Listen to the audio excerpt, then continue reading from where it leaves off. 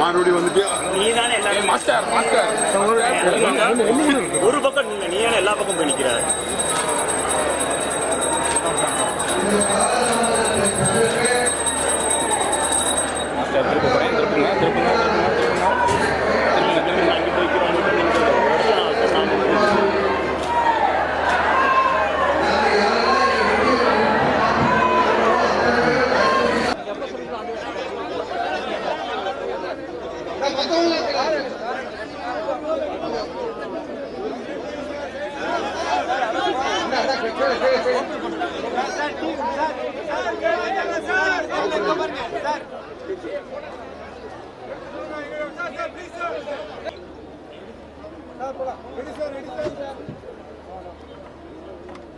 தமிழ் மண்ணில் முருகப்பெருமானுடைய சக்தி என்பது தன்னிகரற்றது. முருகப்பெருமான் பாரத தேசத்தினுடைய வடபாகங்களில் கார்த்திக்காக கொண்டாடப்படுகிறார். ஆனால் நம்முடைய தமிழ் மண்ணில் கந்தனாக கொண்டாடப்படுகிறார். ஆனால் முருகனுக்குரிய 6 படை வீடுகளும் தமிழ் மண்ணிலே தான் அமைந்திருக்கிறது. அதுதான் சிறப்பிலும் சிறப்பு. இன்றைக்கு இந்து முன்னணி அந்த 6 படை வீட்டையும் மதுரை மீனாட்சி அம்மனுடைய புதல்வனாகிய கந்தனை 6 படையிலிருந்தும் மதுரைக்கு அழைத்து வந்திருக்கிறார்கள். இது மிகுந்த பாராட்டுக்குரியது. அதனால்தான் இன்றைக்கு லட்சக்கணக்கான பக்தர்கள் தினந்தோறும் இந்த இறைவனை இந்த இடத்திலே வழிபட வேண்டும் என்று தொடர்ந்து வந்து கொண்டிருக்கிறார்கள். அந்த வகையில் இன்றைக்கு மிகச் சிறப்பாக முருகப்பெருமானுடைய இந்த நிகழ்ச்சி அற்புதமாக நடைபெற்று வருகிறது. இந்த ஆன்மீக மாநாடுங்கிறது அரசியல் மாநாடான்னு உண்மைதான். ஆன்மீகமும் அரசியலும் கலந்துதானே தமிழகத்தில் ஆரம்ப காலம் மட்டும் இருக்கிறது. கடவுள் இல்லை என்று சொல்வது கூட ஆன்மீகம் இல்லை என்று சொல்வதிலே இருந்துதானே திராவிட முன்னேற்ற கழகமே பிறந்திருக்கிறது.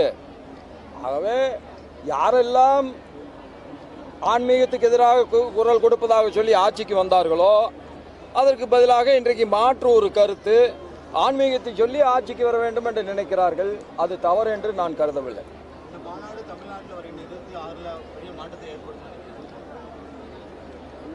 ஒரு பெரிய மாற்றத்தை ஏற்படுத்தி இருக்கிறதை நாம் பார்க்கிறோம். முருகப்பெருமானுடைய கந்தசஷ்டி கவசத்தை மிக கேவலமாக பேசிய நேரத்திலேயே தமிழர்கள் வீர் கொண்டு எழுந்தார்கள். உண்மையில் முருகப்பெருமானை தேவையில்லாமல் யாரும் தொடக்கூடாது என்பதைத்தான் இந்த மாநாடு பறைசாற்றுகிறது. இறை அருள் என்பது எல்லோருக்கும் கிடைக்க வேண்டும். யாரெல்லாம் முருகனை வசைபாடினார்களோ அவர்களுக்கு கூட கிடைக்க வேண்டும் என்று நான் வேண்டுகிறேன்.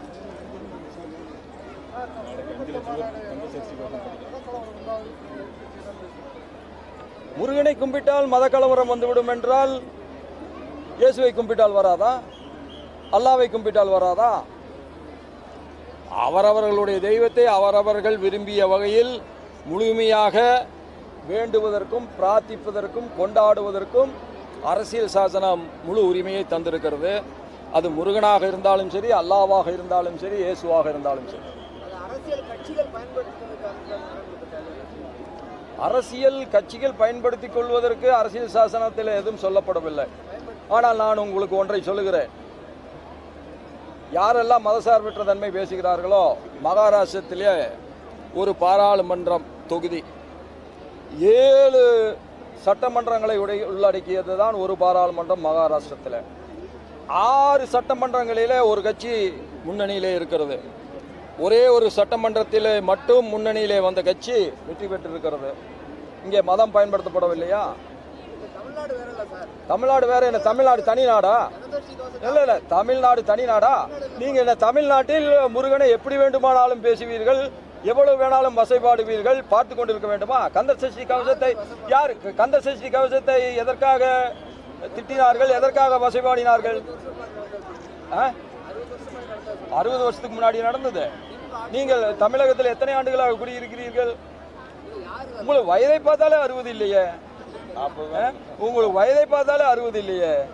ஆனால் பொய்யை சொல்ல வேண்டும் என்று சொன்னால் கூட பொருந்து சொல்ல வேண்டும். ஆனால் நீங்கள் சொல்கின்ற பொய் யார் வசைபாடினால்தானே நம்முடைய மத்திய அமைச்சர் முருகன் அவர்கள் வேலை தூக்கி கொண்டு தமிழகம் முழுவதும் சுற்றுப்பயணம் போனார். அந்த வேல் பயணத்திலே நானும் கூட கலந்து கொண்டேன். அப்பொழுது நான் ஆளுநர் அல்ல, அதனால் நானும் கூட கலந்து கொண்டேன்.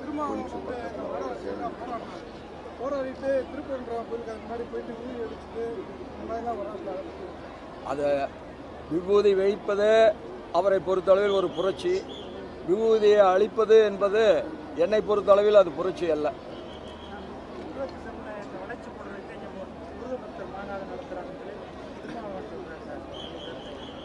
இவர் எந்த ஜாதியை வளைப்பதற்காக அல்லும் பகலும் பாடுபடுகிறார்? முருக பக்தர்களில் முதன்மையானவர் தேவரையா அவர்கள், அது யாராலும் மறுக்க முடியாது. ஆகவே முருகனை கும்பிடுபவர்கள் எல்லாம் தேவரை உயர்வாகத்தான் நினைப்பார்கள். அவர் எந்த ஜாதியை சேர்ந்தவராக இருந்தாலும் நேதாஜி அவர்களுடைய தளபதி தேவரையா என்று யாரெல்லாம் நினைக்கின்றார்களோ அவர்கள் எல்லாம் தேவரை உயர்வாக மதிப்பார்கள். தேவரை யாரெல்லாம் உயர்வாக மதிக்கிறார்களோ அவர்களெல்லாம் முருகனையும் வணங்குவார்கள். கடைசியாக சில பேர் ஆறுபடை முருகனை குஜராத்துக்கு எடுத்து செல்வார்களா என்று கேட்டார்கள். நான் உண்மையிலேயே இங்கே வந்த பின்புதான் குஜராத்திற்கும் ஆறுபடை வீடு முருகனை எப்படி எடுத்துச் செல்வது என்பதை புரிந்து கொண்டிருக்கிறது. நிச்சயமாக நான் நம்முடைய இந்து அறநிலையத்துறை அமைச்சரை கேட்டுக்கொள்வதெல்லாம் இங்கே இருப்பதை போன்று இந்து அறநிலையத்துறையின் சார்பாக நீங்கள் மகாராஷ்டிரத்திலே கூட ஒரு மகத்தான விழாவை ஏற்பாடு செய்ய வேண்டும். பழனி முருகனிடத்திலே வருகின்ற அந்த பணத்தை வைத்து மிகச் சிறப்பாக செய்யலாம். அதை நீங்கள் செய்வதற்கு முன் வருகிற பொழுது உங்களோடு நானும் களத்திலே நிற்பேன் என்று உறுதி கூறுகிறேன். நாளை லட்சக்கணக்கான பேர் இந்த இடத்திலே கூடி 5 லட்சத்திற்கும் மேற்பட்டவர்கள் கந்த சஷ்டி கவசத்தை ஒரே நேரத்தில் பிரார்த்திக்கிறார்கள், பாடுகிறார்கள். அதுவே இந்த மண்ணில் மகத்தான கடவுள் முருகன் தமிழையும் முருகனையும் ஒருபோதும் பிரிக்க இயலாது என்பதை நிரூபிக்கப் போகிறோம்.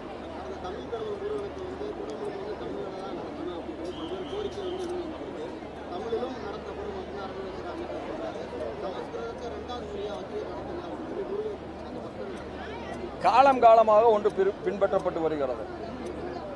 அது முறையாக பின்பற்றப்பட வேண்டும் என்பதுதான். சமஸ்கிருதத்திலே சொன்னாலும் தமிழிலே சொன்னாலும் அது இறைவனை வழிபடுவது என்பது உள்ளத்தில் ஒரு நேர்மை, உள்ளத்தில் தனிநபர் ஒழுக்கம், தன்னைத்தானே ஒழுங்குபடுத்திக் கொள்வதற்காகத்தான். எந்த மொழியிலே இறைவனை வழிபட்டாலும், உருதிலே வழிபட்டாலும் அல்லது அரேபிய மொழியிலே வழிபட்டாலும் வழிபடுவதனுடைய நோக்கம் தன்னைத்தானே ஒவ்வொரு தனி மனிதனும் ஒழுங்குபடுத்திக் கொள்ள வேண்டும் என்பதற்குத்தான்.